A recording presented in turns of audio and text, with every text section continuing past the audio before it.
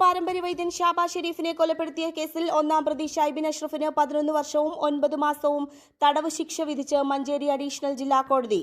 രണ്ടാം പ്രതി ഷിഹാബുദ്ദീന് 6 വർഷവും 9 മാസവും, ആറാം പ്രതിക്ക് 3 വർഷവും 9 മാസവും തടവുമാണ് ശിക്ഷ. 3 പ്രതികൾ കുറ്റക്കാരാണെന്ന് നേരത്തെ കോടതി കണ്ടെത്തിയിരുന്നു. ഇവർക്കെതിരെ മനഃപൂർവ്വമല്ലാത്ത നരഹത്യ, ഗൂഢാലോചന, തെളിവ് നശിപ്പിക്കൽ എന്നീ കുറ്റങ്ങൾ കോടതി നേരത്തെ കണ്ടെത്തിയിരുന്നു. കേസിലെ 9 പ്രതികളെ വെറുതെ വിട്ടിരുന്നു. 2020 ഒക്ടോബർ 8-നാണ് ഷാബാസ് ഷെരീഫ് കൊല്ലപ്പെട്ടത്.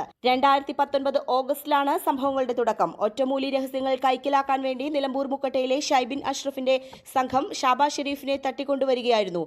1 വർഷത്തിലധികം മുക്കട്ടയിലെ വീട്ടിൽ തടവിൽ പാർപ്പിച്ചു.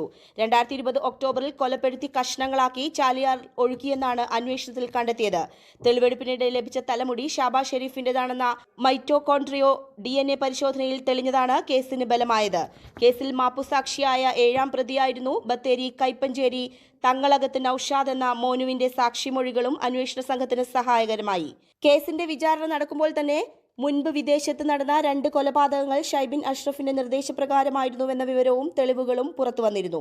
ന്യൂസ് നൗ സ്വന്തം. സ്വന്തം ഹൈസ്പീഡ് ഇന്റർനെറ്റ്, നമ്മുടെ സ്വന്തം ഇന്റർനെറ്റ്.